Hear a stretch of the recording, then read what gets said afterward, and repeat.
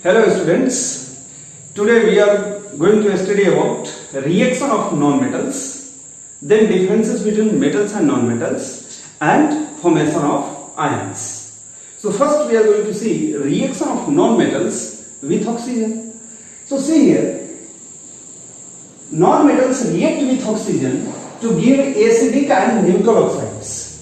Non-metals react with oxygen to give acidic and neutral oxides. For example, carbon reacts with oxygen to give carbon dioxide gas. Similarly, sulfur reacts with oxygen to give sulfur dioxide and sulfur trioxide.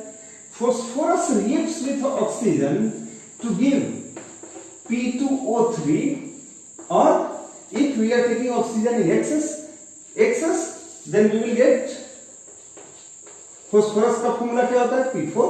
तो phosphorus reacts with oxygen to give P2O5. If we are taking it in excess, हमने oxygen को access में लिया है तो P2O5 बनेगा. अब देखिए इनका नेचर कैसे हो हम डिसाइड करेंगे. हम लोग क्या करते हैं, ये कार्बन डाइऑक्साइड गैस बना, तो इस कार्बन डाइऑक्साइड का आप क्या कीजिए, आप वाटर में सॉल्यूशन बना लीजिए. तो वाटर में सॉल्यूशन बनाते ही आपको क्या मिल गया, यहाँ H2CO3 मिल गया. H2CO3 जिसका नाम क्या है, कार्बोनिक एसिड. अब हम चलिए हम लोग देखते हैं कि इसका नेचर कैसा है. मान लेते हैं आप तो फॉर्मूला जानते हैं तो कह दिए, नहीं जानते हैं तो आप क्या करेंगे, लिटमस पेपर लेंगे. लिटमस पेपर पर इस सॉल्यूशन का हम क्या करेंगे, एक दो बूंद डालेंगे. लाल लिटमस पेपर पर डालेंगे मींस रेड लिटमस पेपर पर डालेंगे तो कोई फर्क नहीं पड़ेगा. इसका मतलब ये बेसिक नेचर का नहीं है. अब हम लोग क्या करेंगे, ब्लू लिटमस पेपर पर डालेंगे तो ब्लू लिटमस किस में चेंज हो जाएगा, रेड में चेंज हो जाएगा. तो रेड में चेंज होगा, इसका मतलब क्या है, given substance is acidic in nature because acid only can change blue litmus into red. तो ब्लू से रेड हो जाएगा, इसका मतलब इसका नेचर क्या है, एसिडिक नेचर का है. आप टेस्ट करने ये आप पिछले चैप्टर में पढ़ चुके हैं. इसी तरह देखिए सल्फर डाइऑक्साइड है. सल्फर डाइऑक्साइड को वाटर से रिएक्शन करेंगे तो क्या बनेगा, H2SO3 means sulphurous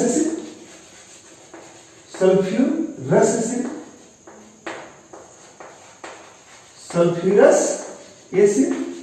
Then in the similar manner phosphorus oxides whether it is P2O3 और P2O5, ये दोनों में से कोई ले लीजिए.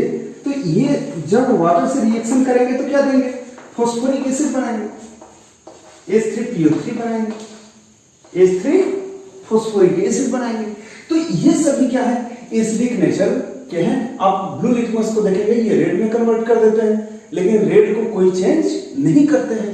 इसका मतलब क्या है, ये गिवन सब्सटेंस, ये सॉल्यूशन जो है गिवन, ये किस नेचर के हो गए, एसिडिक नेचर के हो गए. तो इस तरह से देखिए non metallic oxides are acidic in nature. Some non metallic oxides are neutral in nature. तो न्यूट्रल ऑक्साइड्स में आप एग्जांपल देख लीजिए.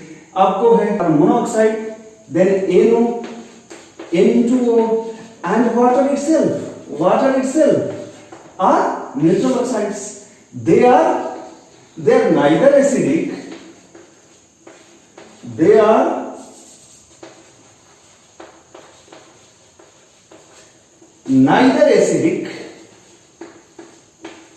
nor basic. ये नहीं एसिडिक नेचर के होते हैं, नहीं बेसिक नेचर के होते हैं.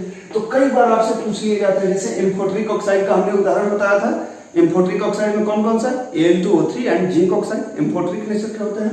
उसी तरह क्या है, ये न्यूट्रल ऑक्साइड के कुछ एग्जांपल हो गए. इन सभी को छोड़ करके क्या है, metallic oxides are basic in nature and non metallic oxides are acidic in nature. तो ये यहाँ न्यूट्रल ऑक्साइड के उदाहरण हो गए. और एम्फोटेरिक का आप एग्जांपल जानते ही हैं, aluminium oxide and zinc oxide. तो इतना को ध्यान में रखेंगे और यही सब क्वेश्चन आपको कॉम्पिटिटिव एग्जाम्स में पूछे जाते हैं. Which of the following is neutral oxide? Which of the following is amphoteric oxide? Which of the following is basic oxide? ऐसे आपको MCQ के रूप में क्वेश्चंस काफी पूछे जाते हैं, तो आप इसको ध्यान दें. Formation of neutral oxides, for example, carbon reacts with oxygen to give carbon dioxide. But when this oxygen is limited, limited or insufficient, then you will get carbon monoxide, a neutral oxide. In the similar manner, H2 plus O2, H2 plus O2 gives what? H2O. This is another neutral oxides. In the similar manner, when nitrogen and oxygen combine, then we get NO or N2. So these are examples of neutral oxides, and they react with oxygen to give neutral oxides.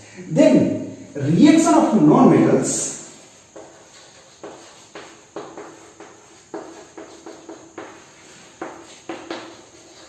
Non-metals with water. With water. How they behave with water? So see, non-metals do not react with water. Non-metals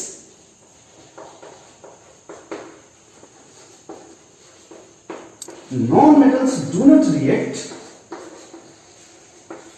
with water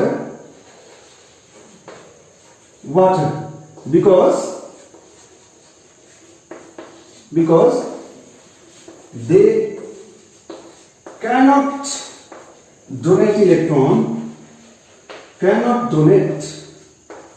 electrons to reduce H plus into H2 from the water. देखिए, water को आप सीधे क्या समझिए, HOH ले लीजिए. कोई भी मेटल या कोई भी एलिमेंट तब रिएक्शन करता है, यहाँ ये क्या है, H प्लस है और OH है. H2O को आप ऐसे समझिए, क्या है, यहाँ पर HOH लिख लीजिए. जब H प्लस को कोई मेटल इलेक्ट्रॉन देता है तो हाइड्रोजन गैस में बनता है. लेकिन नॉन मेटल क्या है, कोई भी नॉन मेटल इलेक्ट्रॉन दे करके H प्लस को रिड्यूस नहीं कर सकता, क्योंकि नॉन मेटल क्या करते हैं, इलेक्ट्रॉन तो लेते हैं तो दे सकते नहीं, इसलिए वाटर के साथ रिएक्शन नहीं कर सकते. इसी तरह देखिए, अगर हम देखें reaction of non metals with acids, reaction of non metals with acids. So non metals do not react with acids. Non metals do not react with acids because, same answer, because they cannot donate electrons to reduce H plus into H2 from the acids.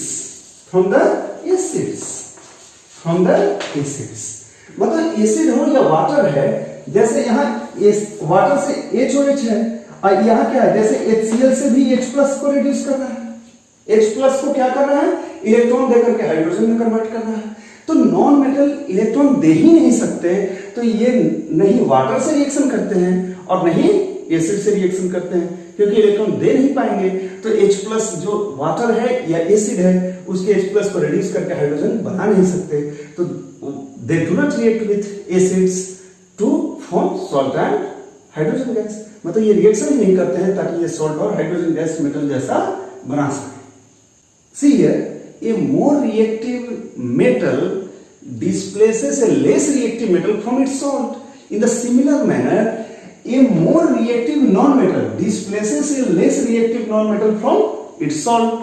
For example, जैसे वहां metal क्या करता था, more reactive metal less reactive metal को उसके salt से हटा देता था, उसी तरह यहाँ नॉन मेटल में भी है कि एक क्या करेगा, जो मोर रिएक्टिव नॉन मेटल है अपने से लेस रिएक्टिव नॉन मेटल को उसके सॉल्ट से हटा देगा. जैसे देखते हैं NaI है, अगर हम लोग Br2 से रिएक्शन करेंगे तो ये क्या हो जाता है, यहां रिएक्शन करके बना जाता है 2NaBr प्लस I2.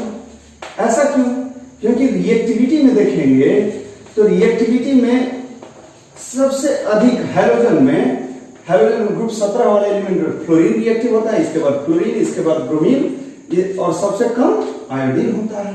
तो इस तरह से देखिए, इसी तरह अगर हम ले लें NaCl ले लें और यहाँ फ्लोरीन से रिएक्शन करा दें, तो फ्लोरीन से रिएक्शन करा देंगे तो क्या हो जाएगा, 2NaF हो जाएगा प्लस Cl2 हो जाएगा. तो इस तरह से देखिए, मोर रिएक्टिव वाला है, लेस रिएक्टिव को उनके सॉल्ट से क्या करेगा, डिस्प्लेस कर देगा. Next one is reaction of non-metals with hydrogen. So see here, non-metals react with hydrogen to form covalent hydrides. अब देखिए कंपाउंड दो प्रकार के होते हैं. अगर हम लोग ब्रॉडली स्टडी करें, so compounds are of two types. First one is ionic compound and second one is covalent compound. So in ionic compounds are formed due to loss or gain of electrons, but covalent compounds are formed by sharing of electron, which we will discuss in next class. So see here, non-metals are reacting together with hydrogen to form covalent hydrides. For example, hydrogen reacts with oxygen to form what? H2. This is an example of what? Covalent hydride. In the similar manner, carbon reacts with hydrogen to give what? CH4 balancing आपको आता है. इसी तरह hydrogen chlorine से reaction करके क्या देगा? HCl देगा. इसी तरह देखिए, अगर हम देखें यहां पर नाइट्रोजन हाइड्रोजन से रिएक्शन करके क्या देता है? 2NH3 देता है, अमोनिया देता है.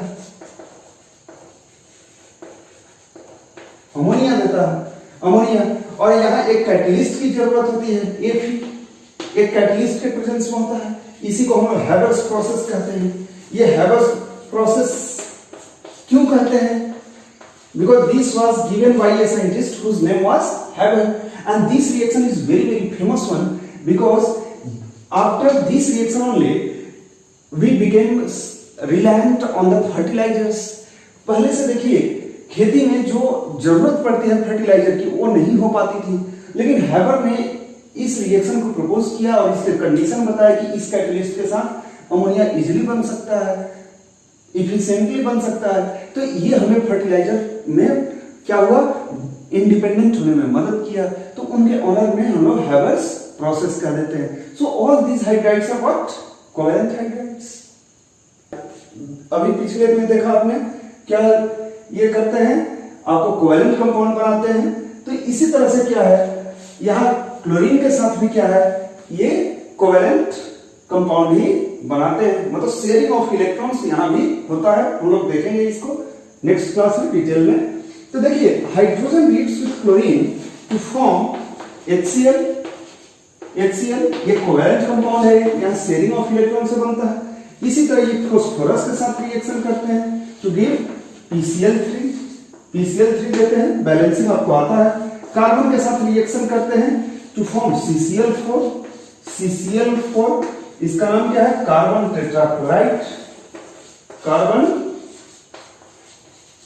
टेट्राक्लोराइड. यह एक क्या है? फायर एक्सटिंग्विशर है. यह आग बुझाने में काम आता है.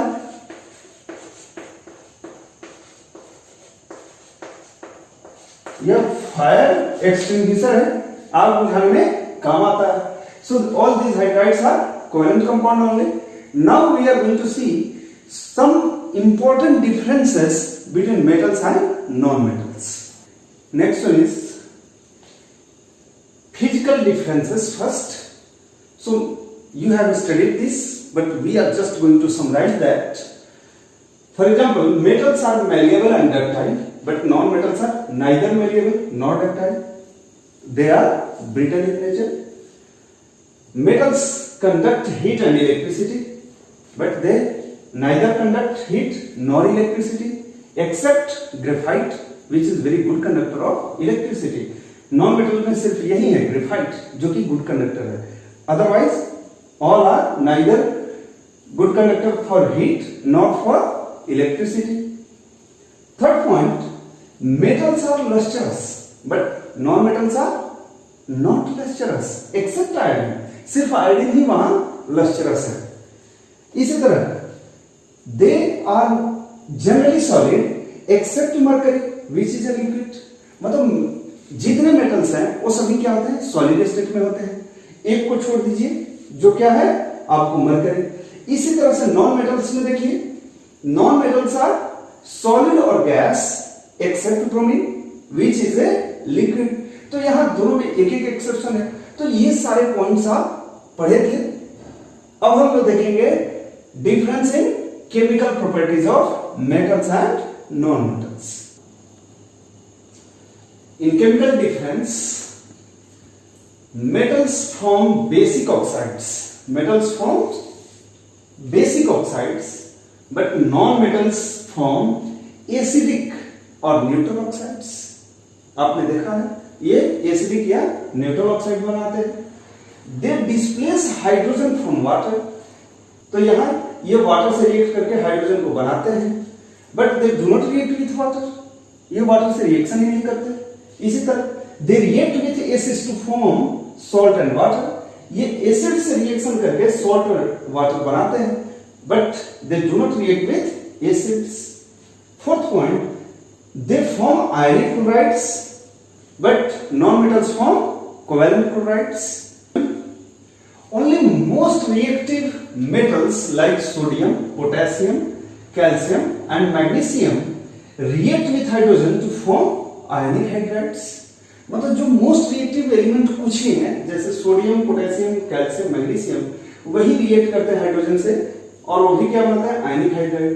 But in general, non-metals react with hydrogen to form covalent hydrides like H2O, CH4, PH3, NH3. ये सभी क्या है, आपको कोवेलेंट हाइड्राइड बनाते हैं. लेकिन ये लोग कुछ ही आयनिक हाइड्राइड बनाते हैं, जैसे NH, यहाँ Na प्लस H माइनस होता है, K प्लस H माइनस होता है. तो यहाँ आयनिक हाइड्राइड बनाते हैं, लेकिन यहाँ covalent hydride बनाते हैं. So these are the main differences of the metals and non-metals.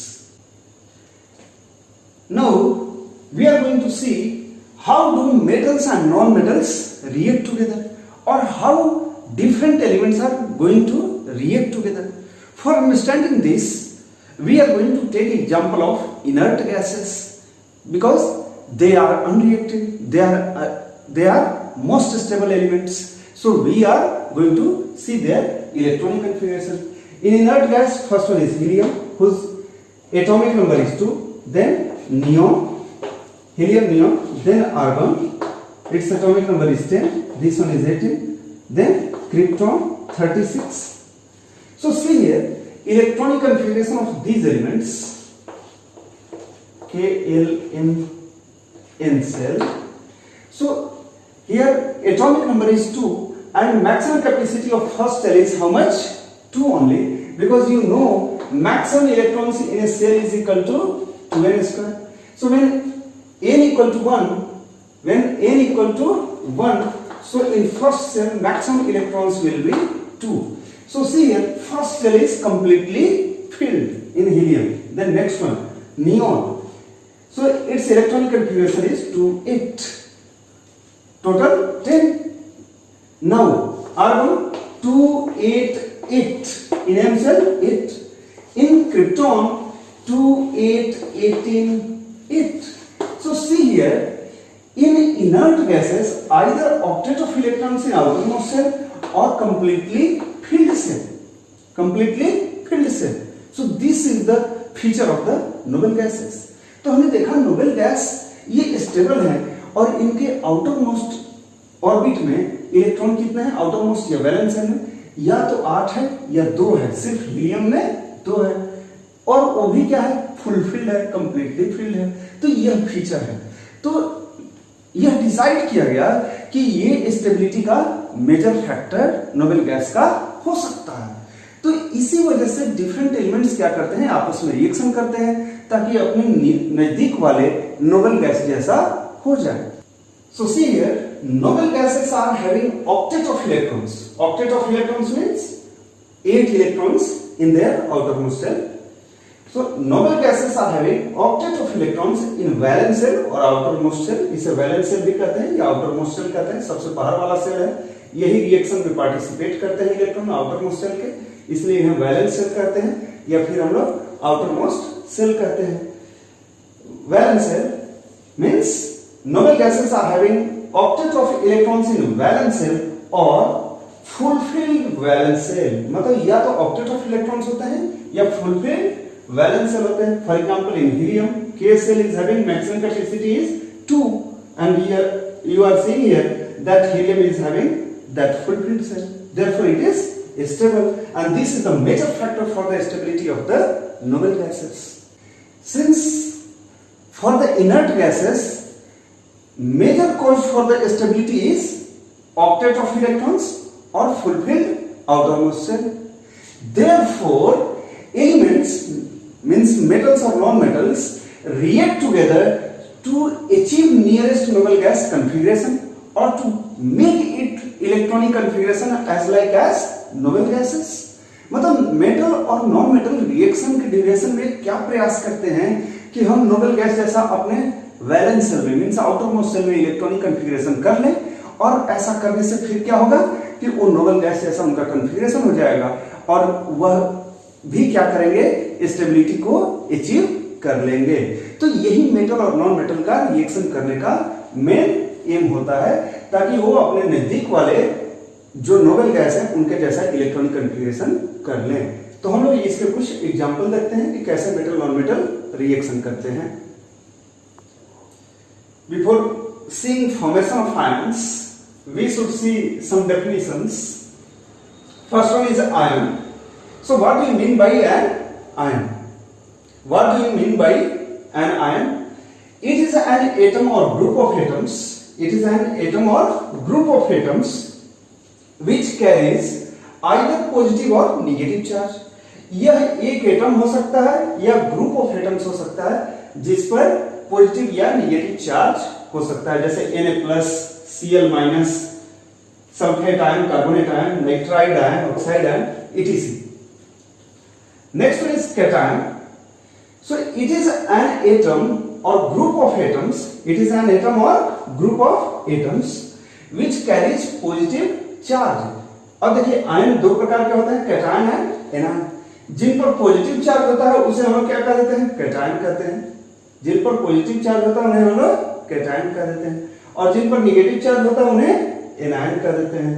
So it is an atom or group of atoms which carries negative charge. For example chloride ion, oxide ion, nitride ion, carbonate ion, sulphate ion, nitrate ion, etc. Formation of cation. See here, we are going to take one example of sodium whose atomic number is 11. You know the electronic configuration, Kln 281 is the electronic configuration. To achieve the nearest noble gas configuration, that is neon atomic number 10 means 28, sodium will lose this electron. तो sodium इस electron को loose करना चाहेगा तो एक electron निकल जाएगा, तो इसका इलेक्ट्रॉनिक कॉन्फ़िगरेशन क्या होगा, 28 होगा और 28 होगा। अब देखिए इस केस में आप जानते हैं कि 11 प्रोटॉन होते हैं और 11 इलेक्ट्रॉन होते हैं। एक इलेक्ट्रॉन पर -1 चार्ज, एक इलेक्ट्रॉन पर -1 चार्ज, तो 11 इलेक्ट्रॉन पर कितना, -11, और यहाँ कितना, एक प्रोटॉन पर +1, तो 11 प्रोटॉन पर कितना, +11, तो टोटल सोडियम पर चार्ज कितना होता है, 0। लेकिन यहां आते हैं, यहां देखिए प्रोटॉन में कोई चेंजिंग नहीं हुआ, 11 प्रोटॉन है, लेकिन एक इलेक्ट्रॉन इससे बाहर चला गया। जब एक इलेक्ट्रॉन बाहर चला गया तो कितना बचा, 10 इलेक्ट्रॉन। तो इस तरह से क्या हुआ, +11 पॉजिटिव चार्ज हो गया, लेकिन नेगेटिव चार्ज कितना हुआ, -10। तो इस तरह से क्या हुआ, +1। तो सोडियम पर कितना चार्ज आ गया, +1। सोडियम पर कितना चार्ज आया, +1। तो इस तरह हम लोग चार्ज डिसाइड करते हैं। इसको आप डायग्राम के थ्रू समझ सकते हैं। देखिए सोडियम है, ये न्यूक्लियस है, first shell, second shell, third shell. यहां देखिए फर्स्ट सेल में कितना इलेक्ट्रॉन है, 2 इलेक्ट्रॉन, तो 2 हमने लिख दिया। ई से दिखाइए, E- से, या फिर आप क्या कीजिए, डॉट ले लीजिए, डॉट भी ले लेते हैं, डॉट ले लीजिए, 2 डॉट। फिर नेक्स्ट वाले में कितना, 8 हो गया, और लास्ट वाले में कितना, 1। तो देखिए 281 हो गया। अब देखिए यहां पर होता क्या है कि अपना ऑक्टेट अचीव करने के लिए एक इलेक्ट्रॉन जैसे लॉस करेगा तो ऑक्टेट मिल जाएगा, नोबेल गैस जैसा कॉन्फ़िगरेशन मिल जाएगा। तो एक इलेक्ट्रॉन लॉस करके ये क्या करता है, आपको यहां 2 इलेक्ट्रॉन हो गया और इसमें 8 इलेक्ट्रॉन हो गया, 8 इलेक्ट्रॉन हो गए, और 8 इलेक्ट्रॉन हो गए और एक इलेक्ट्रॉन जो है बाहर निकल गया। तो इस पर कैसा चार्ज आ गया, अब यहां पर 11 प्रोटॉन और 10 इलेक्ट्रॉन हो गए। तो इसके वजह से क्या आ गया, +1 चार्ज आ गया, मतलब इस पर +1 चार्ज है। तो इस तरह से आप डायग्राम के थ्रू भी दिखा सकते हैं, डायग्राम के थ्रू भी इस आयन फॉर्मेशन को आप दिखा सकते हैं। Next one is Mg। Mg को ले लीजिए, तो इसका एटॉमिक नंबर कितना है, 12। तो इसका इलेक्ट्रॉनिक कॉन्फ़िगरेशन कितना हो गया, 282। So to achieve the nearest noble gas configuration, that is like neon, it will lose 2 electrons। ये 2 इलेक्ट्रॉन को लूज कर देगा, और लूज करेगा तो क्या होगा, यह आपको हो जाएगा Kl में कितना 28, और 2 इलेक्ट्रॉन इससे निकल गए। तो अब देखिए यहाँ 10 इलेक्ट्रॉन हो गए, इलेक्ट्रॉन कितना 10 और प्रोटॉन कितना 12। तो देखेंगे तो कितना हो जाएगा चार्ज, इस पर +2 चार्ज आ जाएगा। आप डायग्राम के थ्रू भी लास्ट वाले तीसरे सेल में 2 इलेक्ट्रॉन रहेगा, और दोनों इलेक्ट्रॉन को निकाल दीजिए, डायग्रामेटिकली रिप्रेजेंटेशन हो गया। जैसे आपको 3 सेल है, और इसमें कितना 2 इलेक्ट्रॉन, इसमें 8 इलेक्ट्रॉन, और बाहर वाले में कितना 2 इलेक्ट्रॉन। तो यह Mg का कॉन्फ़िगरेशन हो गया। और जब यहाँ देखिए 2 इलेक्ट्रॉन निकलने से ऑक्टेट आ जाएगा, ऑक्टेट आ जाएगा तो क्या होगा, Mg का यहाँ 2 इलेक्ट्रॉन, और यहाँ पर कितना 8, और यहाँ से 2 इलेक्ट्रॉन निकल गया। तो इस पर कितना चार्ज आ गया, +2 आ गया। तो इस तरह से हो गया। इसी तरह आप एल्यूमिनियम का ले सकते हैं। एल्यूमिनियम का कितना होता है एटॉमिक नंबर 13, और एटॉमिक नंबर को हम लोग कहाँ लिखते हैं, नीचे, और एटॉमिक मास को ऊपर। जैसे एल्यूमिनियम का एटॉमिक मास 27 होता है, लेकिन एटॉमिक नंबर 13 होता है, 13 होता है, और एटॉमिक मास 27। तो इसका इलेक्ट्रॉनिक कॉन्फ़िगरेशन कितना है 283। तो ये क्या करेगा, आपको नियरेस्ट नोबल गैस कॉन्फ़िगरेशन के लिए 3 इलेक्ट्रॉन लॉस कर देगा। तो क्या होगा, इसको ऑक्टेट मिल जाएगा। तो एक यहां ध्यान दीजिए, यहाँ इलेक्ट्रॉन कितना है 10 है, लेकिन प्रोटॉन कितना है 13 है। तो इस तरह से प्लस चार्ज कितना आ गया 3+। तो यहाँ देखिए जब आउटर मोस्ट ऑर्बिट में 1 2 3 इलेक्ट्रॉन रहेंगे, तो वो क्या करेंगे, इलेक्ट्रॉन लॉस करेंगे, और वो क्या करेंगे, कैटायन बनाएंगे। और कैटायन में सीधा बात ये है कि इतने एग्जाम्पल आप लीजिए, तो सोडियम Mg और एल्यूमिनियम, तो कैटायंस में इलेक्ट्रॉन कम होते हैं और प्रोटॉन्स अधिक होते हैं, इलेक्ट्रॉन्स कम होते हैं और प्रोटॉन्स अधिक होते हैं। So what is the cause of formation of cation, it is lesser number of electrons in an atom results formation of cation. Then next one is formation of anion. So see here, oxygen is having atomic number 8, its electronic configuration will be 2 6। तो ये देखिए इनको octet तक जाने के लिए क्या चाहिए, 2 इलेक्ट्रॉन और चाहिए ताकि ऑक्टेट हो जाए। तो 2 और 8 हो जाएगा। तो देखिए जब 2 इलेक्ट्रॉन आएगा तो ऑलरेडी इनके पास कितना इलेक्ट्रॉन था, 6 था। हम लोग क्या करते हैं, एक इलेक्ट्रॉन डॉट स्ट्रक्चर होता है जिसमें हम लोग क्या करते हैं, जितना आउटर मोस्ट सेल में इलेक्ट्रॉन होता है उसको डॉट से दिखा देते हैं। Number of outermost electrons are represented by dot around the atom. तो अब देखिए पहले से इसमें तो 6 था, 6 था। अब क्या हुआ, 2 इलेक्ट्रॉन और आ गए।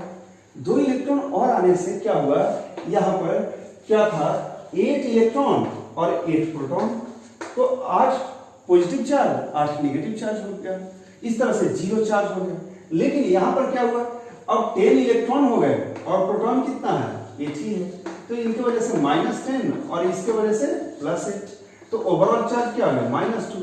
So oxygen is having -2 charge. अगर आप इसे डायग्राम से दिखाना चाहते हैं तो डायग्राम ले लीजिए। पहले वाले सेल में कितना इलेक्ट्रॉन, 2 इलेक्ट्रॉन, और इसके आउटर वाले में कितना, 6 इलेक्ट्रॉन, 6। अब देखिए क्या होता है, ये 2 इलेक्ट्रॉन गेन करके यहां ये 2 इलेक्ट्रॉन गेन किया है। तो 2 इलेक्ट्रॉन गेन करके क्या हो जाएगा, इसका पहले ऑर्बिट में 2 इलेक्ट्रॉन और बाहर वाले में कितना हो गया, 8 इलेक्ट्रॉन, 8 इलेक्ट्रॉन। तो इस तरह से क्या हो गया, ऑक्सीजन को ऑक्टेट मिल गया।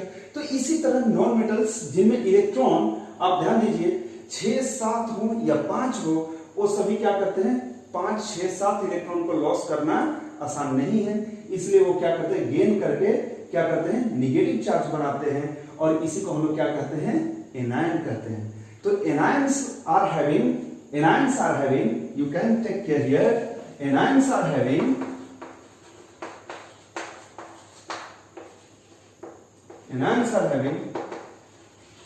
more electrons than protons। और वहां क्या था, आपको कैटायन में क्या था, protons are more than electrons, just reverse था। तो इस तरह से एनायन का फॉर्मेशन होता है। कुछ और उदाहरण लेते हैं। So next one is nitrogen, atomic number is 7, so its electronic configuration is 2 5। so see, it is requiring how many electrons to achieve octet, 3 electrons रहेगा। तो इनके नियरेस्ट नोबल गैस क्या होगा, नियॉन जैसा हो जाएगा। तो नियॉन जैसा होने के लिए ये क्या करेंगे, इनके लिए 2 8 होना है, मतलब कितना इलेक्ट्रॉन चाहिए, 3 इलेक्ट्रॉन चाहिए। तो देखिए सीधी सी बात, 3 इलेक्ट्रॉन अधिक आया, पहले तो जितना इलेक्ट्रॉन उतना प्रोटॉन न्यूट्रल एटम में, लेकिन 3 इलेक्ट्रॉन अधिक आने से कितना हो जाएगा, 3 माइनस चार्ज हो जाएगा। तो इस तरह से देखिए एनायन बन गया। इसी तरह आप ले लीजिए फ्लोरीन का एग्जांपल, फ्लोरीन का एटॉमिक नंबर 9, तो ये इनका इलेक्ट्रॉनिक कॉन्फ़िगरेशन हो गया 2 7। तो इनको कितना इलेक्ट्रॉन चाहिए ताकि ऑक्टेट अचीव कर ले, कितना हो जाएगा। और देखिए इलेक्ट्रॉन डॉट स्ट्रक्चर के लिए आप क्या करेंगे, 5 यहाँ इलेक्ट्रॉन है तो 5 डॉट दे देंगे, 5 डॉट। और यहाँ 3 इलेक्ट्रॉन और आ गया तो क्या हो गया, 8 इलेक्ट्रॉन हो गया। इसी तरह फ्लोरीन में कितना है 7, तो इसका इलेक्ट्रॉन डॉट क्या होगा, 7 डॉट दे देंगे इसके आसपास 7। और यहाँ 1 इलेक्ट्रॉन और चाहिए ताकि ऑक्टेट हो जाए। तो ऑक्टेट होने के लिए क्या होगा, 2 8, तो यहाँ कितना इलेक्ट्रॉन हुआ, 8 हो गया। तो अब देखिए ऑक्टेट मिल चुका है। तो सीधी सी बात, elements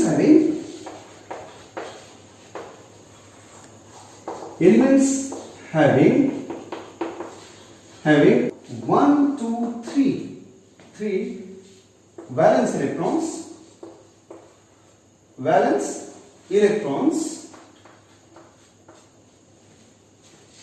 electrons lose electrons to form cation,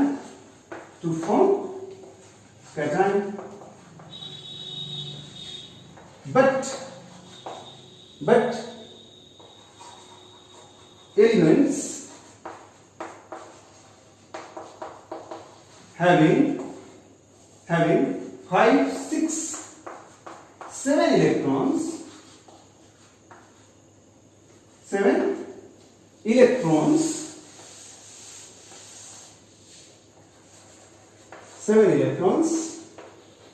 electrons cannot lose so many electrons.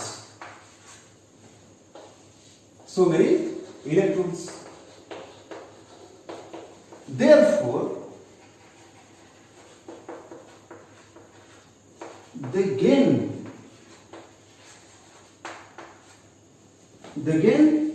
electrons to form anion. देखिए यहाँ जिनके पास 1 2 3 इलेक्ट्रॉन है उनके लिए क्या है, लॉस करना इजी है, और लॉस करके क्या करेंगे, ये कैटायन बना लेते हैं। लेकिन जिनके पास 5 6 7 इलेक्ट्रॉन है वो क्या करते हैं, लॉस करना पॉसिबल नहीं है, क्योंकि उनके लिए 5000 6000 डिग्री सेल्सियस टेम्परेचर चाहिए, 4000 डिग्री सेल्सियस टेम्परेचर चाहिए, तब जाके होगा, जो कि रूम टेम्परेचर पर पॉसिबल नहीं है। So they do what, they do not loss so many electrons, therefore they gain electrons to form anions। तो जिनके पास 1 2 3 इलेक्ट्रॉन होते हैं वो जनरली क्या बनाते हैं, कैटायन बनाते हैं। और जिनके पास 5 6 7 इलेक्ट्रॉन होते हैं वो क्या करते हैं, इलेक्ट्रॉन गेन करके क्या करते हैं, एनायन बनाते हैं। तो जिनके पास 4 इलेक्ट्रॉन होता है वो क्या करता है, वो नहीं लॉस करता है, नहीं गेन करता है, वो क्या करता है, शेयरिंग करके कोवेलेंट कंपाउंड बनाता है। So we are going to discuss about ionic compounds and covalent compounds in next class in detail. Thank you.